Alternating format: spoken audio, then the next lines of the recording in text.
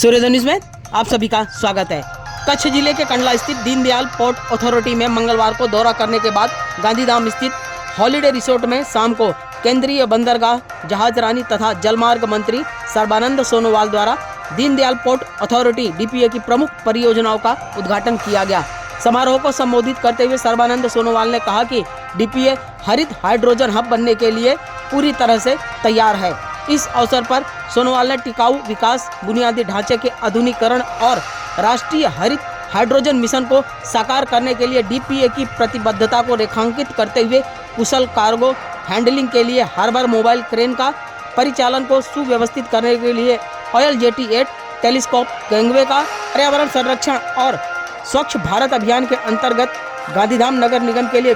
Waste recycling plant का अच्छी शिक्षा को ध्यान में रखते हुए केंद्रीय विद्यालय भवन सहित डीपीए की प्रमुख विकासात्मक परियोजनाओं का उद्घाटन किया, जो कि विकसित भारत @ 2047 की व्यापक दृष्टि के अनुरूप है। इस अवसर पर मंत्री सर्बानंद सोनोवाल की उपस्थिति में ग्रीन हाइड्रोजन बसों की गतिशीलता के लिए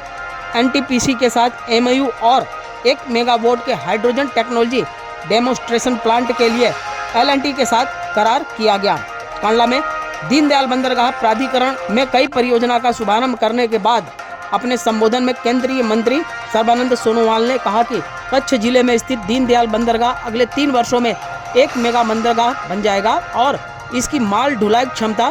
300 मिलियन टन तक पहुंच जाएगी। इससे रोजगार के नए अवसर यहां पैदा होंगे और स्थानीय अर्थव्यवस्था को मदद मिलेगी। इससे पूर्व डीपीए के चेयरमैन सुशील कुमार सिंह द्वारा मंत्री सर्बानंद सोनोवाल, विधायिका मालती बहन माहेश्वरी तथा IRTS के उपाध्यक्ष नंदीश शुक्ला द्वारा सीमा शुल्क आयुक्त M राम मोहन राव का स्वागत किया गया। वहीं गांधीधाम की विधायक मालती बहन माहेश्वरी, डीपीए के चेयरमैन सुशील कुमार सिंह, IRTS के उपाध्यक्ष नंदीश शुक्ला ने अपने संबोधन में कंडला सहित समग्र कच्छ के विकास पर प्रकाश डाला। इस अवसर पर कई संगठनों द्वारा मंत्री सर्बानंद सोनोवाल का सम्मान किया गया।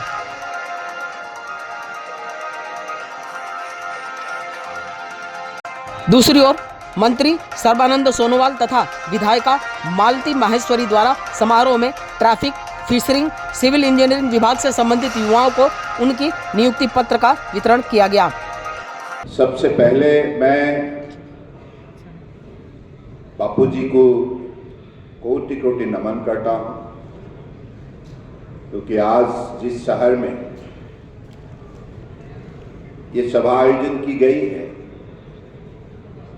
ये गांधीधाम उसी बापूजी के नाम से ही बने हैं और उनके आदर्श, उनकी जीवन की हर कदम आज सारे भारत को दुनिया में महान बनाने का एक बहुत बड़ा योगदान है। तो इसलिए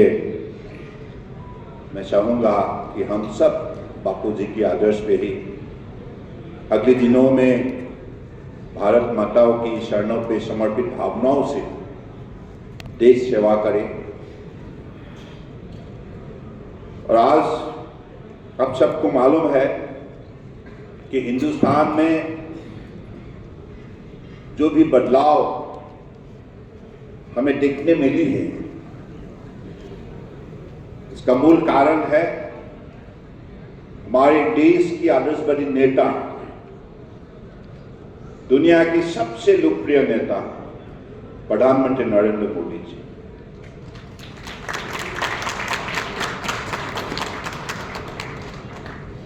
पिछले 10 साल में जो ट्रांसफॉर्मेशन देश के अंदर संभव हुई है, ये कभी भी हिंदुस्तान की स्वतंत्रता की लंबे समय तक हुए नहीं थी।